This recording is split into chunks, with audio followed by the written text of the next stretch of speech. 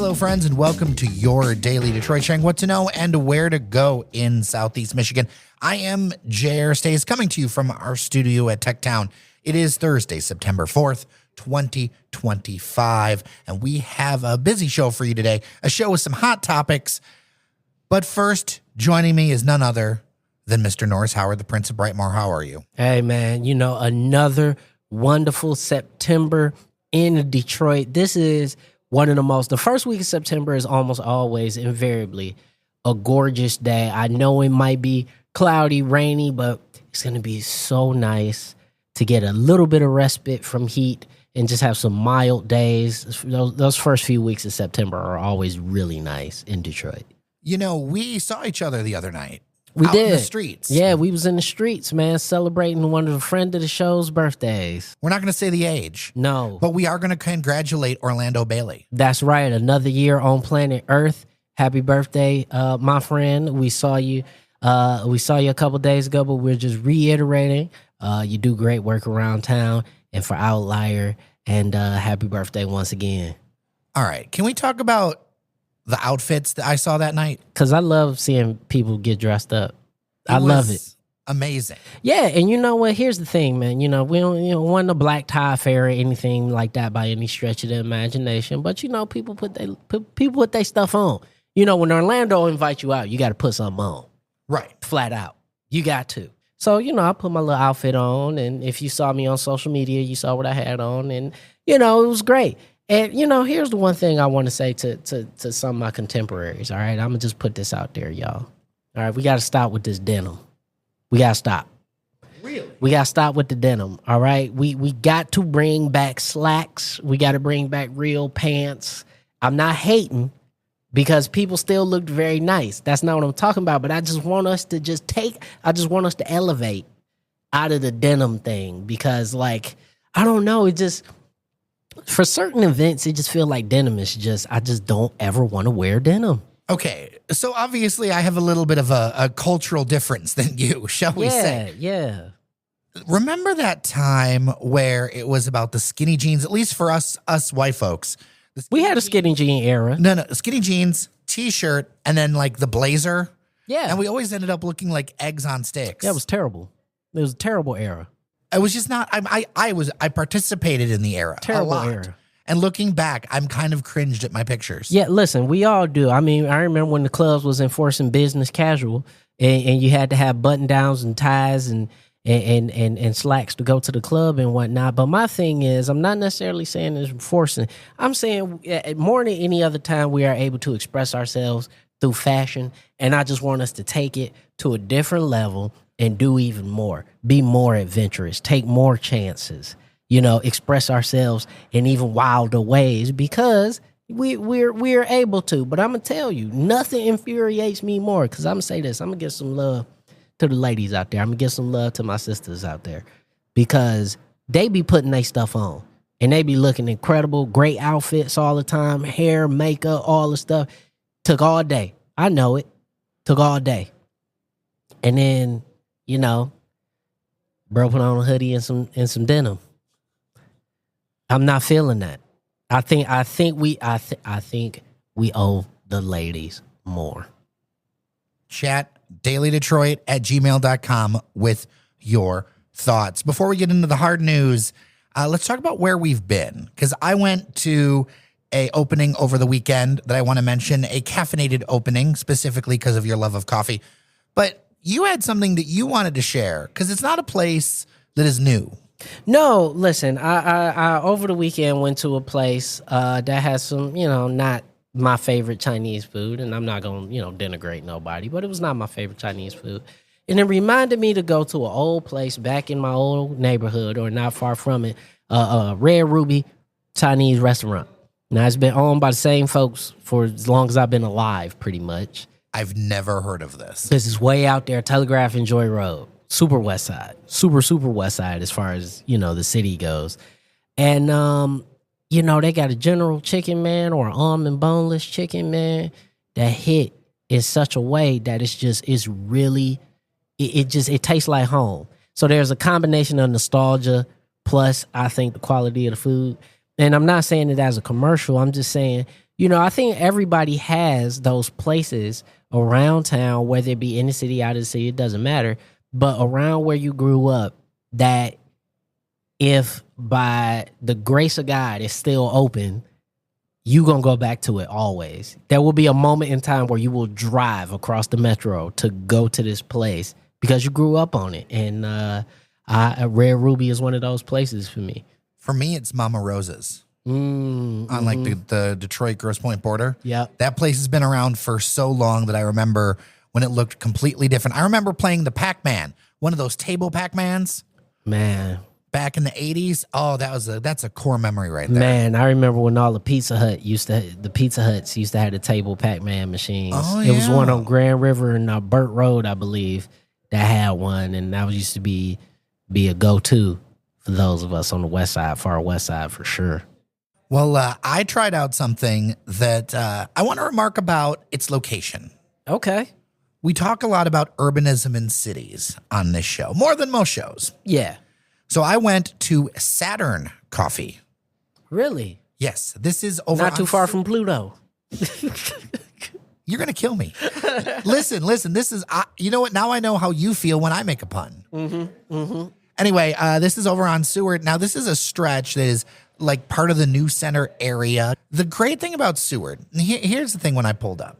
And, I'm not going to give you like the most detailed review. It was really nice inside. I'm going to have more on our newsletter on Daily Detroit, more photos and stuff like that. But the thing I liked about it was its urban view. It's part of this apartment building. That's an old school apartment building with like 2 wings on it. I swore I was in Chicago. There was so much street life to it in a setting that I don't think we have much of left in Detroit or Metro Detroit. I was talking with a friend of the show, and they were telling me that a survey some decade ago showed that only like 3%, don't quote me exactly, but like 3-ish% of the metro region, not the city, the metro region is walkable or has these kind of walkable amenities. Yep, it's a shame. And that is part of why these areas are getting so like people are moving into them. It was hopping. And it was on Sunday, so church was going down the street. It was a beautiful thing to see. All these people enjoying the city, enjoying the street life. So many cool old buildings over there on Seward. The architecture over there is beautiful. It's really just sort of like the very bottom, like I don't want to call it the edge, but not far from Boston Edison if you're unfamiliar with the area over there. I actually used to live on Delaware years ago. And so I'm very familiar with that street and that area and that neighborhood. And I've always loved how the neighborhood looks. And I mean, I couldn't only imagine how it looked in its heyday. But even now, so many of those buildings have been maintained, and the ones that weren't have been rehabbed in the recent years. And that is an area that I think, it's still very authentic. It's still, even though you got new stuff going on, a lot of the people that are over there have been over there for years, decades. And I love that part of town. So the interior, really nice, very modern. Go check it out. Definitely worth a thing. If you want food, the food sells out in like an hour or two. So go early. So you got to go early if you want to get a biscuit. I did not get a biscuit. I'm not even sure Engineer Randy went. I'm not sure he got a biscuit. Tragedy. Biscuitless tragedy. Biscuitless tragedy. Let's get into some serious news. There is a proposed maybe tax on sports tickets in Detroit. This is something that's been kind of brought up around city government for a while. An analysis by the Citizens Research Council of Michigan, which is a nonpartisan, nonprofit outfit, estimates that Detroit could get between $14 million and more than $46 million a year by implementing an admissions tax of 3% to 10% on tickets for professional sports, concerts, and other major entertainment events. This is being explored by Detroit City Council as a way to diversify the city's revenue, reduce its reliance on property taxes for residents, and collect taxes from non-residents who are using city services, city infrastructure. When you're going to a game, there's a bunch of stuff the city's paying for that you might not be. You got to use the streets. You got to use the water. You got to use the electricity. There it is, what it is. So there's a long way till this could happen, mainly because the state of Michigan doesn't allow for local sales taxes. Now, there is a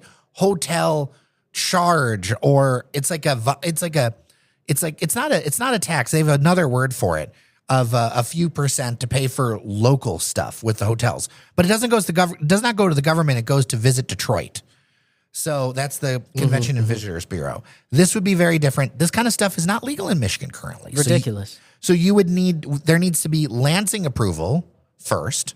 Which there should be, because it was broken down that this is something that would benefit pretty much all the population centers of the state of Michigan.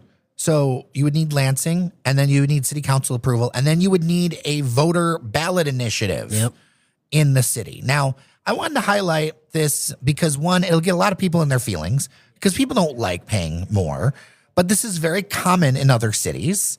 Chicago, for instance, Cleveland, Pittsburgh have similar things. Yeah. I wanted to highlight it from a nerd perspective that there are so many tools I get in our inbox almost every week.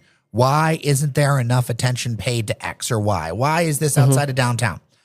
The fundamental thing is that our systems in Michigan and Detroit are broken. And this is a way to show that they are broken because other cities use tools like this to take more money in and then distribute it out for all the services and things.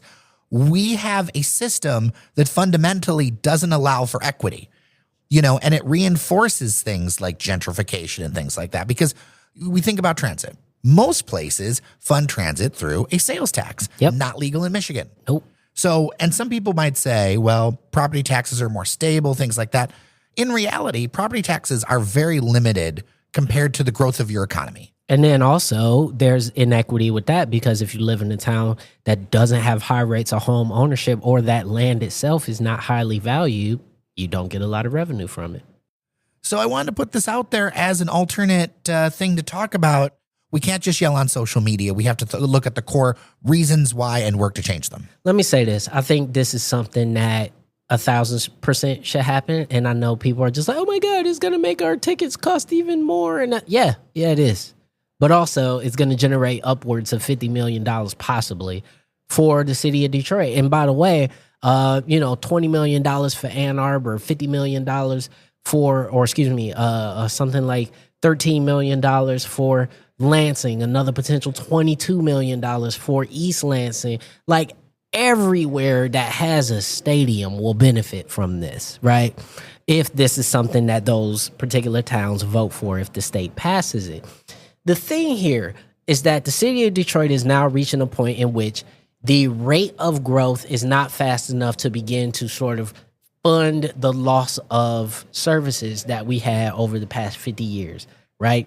We are not gaining as much as we lost over the past 50 years. So while growth is good, we're not moving at a clip at that level to where we can fund everything through just property taxes or sales taxes. And so what do you do in order to be able to capitalize on new energy, new investment, all the new stuff going on? Well, here's a way that you could do it. We know plenty of people coming down for the Tigers games, Pistons games, all that stuff. Cool. Let's capture that revenue and be able to actually begin to fund some of the things that we want to see happen outside of the downtown core or the midtown core, whatever you want to call it. Because right now, as we've said on this show many times, for the city of Detroit specifically, there's just not enough revenue. But beyond this, and I want to continue to make this a state level thing because obviously the largest games will be had in the city of Detroit. But this is something that is going to help anywhere that has a professional level stadium, anywhere that has a large theater. I believe, I forget the exact number of how large the theater has to be, but anywhere that has a large theater, anywhere that's taking, traveling plays and off-Broadway shows, this is something that will benefit all across the state. It's also really common. Super common. Something like 2/3 of states across the country already do this. So again, there's kind of no real reason for us to not do it. I guess for me, it's just I want to start highlighting stories about fixing things. It's great to yell about it. I understand people wanting to yell about it, but how do we get there? But and also the thing about it is that if you are somebody, because people go, oh my God, what does this do? If you're somebody who already is, cannot necessarily afford to go to sporting events, right? I'm not necessarily saying that's good. I'm not necessarily saying that we should lean into that. But if you're getting a $30 ticket to go to a Tigers game, and if the margin for you was that $3, if we do a 10% entertainment tax, if the margin for you was $3, then perhaps you should not go to the Tiger game. Well, and a lot of times if you're talking about like the Lions, you're already in for a lot of money. So that 3% is not bugging you. It shouldn't, right? The part with entertainment tickets that people were upset at was with the aftermarket, the additional fees, because those are things that just don't have anything to do with anything, right? This was a whole processing fee. It's a computer processing it. Why do you need a fee for this? Right, all like exorbitant fee. Yeah, exorbitant fee. We're talking about 10% on the on tacked on top at the high end, because they're talking about a 3 to 10% tax. So at the highest end, we're talking about 10%. And yeah, man, you pay the extra 10%, knowing that this is directly funding improvements in the city, in the place that you are paying to go do the thing. I don't see an issue with it. I'm curious to see what people think. dailydetroit@gmail.com or 313-789-3211. That's it for today, Norris Howard. If you haven't, every Wednesday we have a live stream that you could come and check out. So make sure you come and check out the live stream every Wednesday afternoon. And if you can't, you can always catch us on our regularly scheduled program, just like right now on the podcast. Yes, Apple Podcasts, Spotify, or wherever you download shows. Also, we have a newsletter. You can sign up for it at dailydetroit.com. We're doing stories generally. Sure, we'll do you some podcast reminders, but generally stories that don't necessarily fit in the podcast format. There's a bunch of stuff that just doesn't really fit there as talkers. Correct. All right. Well, thank you so much for listening. Thank you so much to our members on Patreon, patreon.com/dailydetroit. We appreciate you. I'm Jairus Days. I'm Norris Howard. Remember that you are somebody, and we'll see you around Detroit.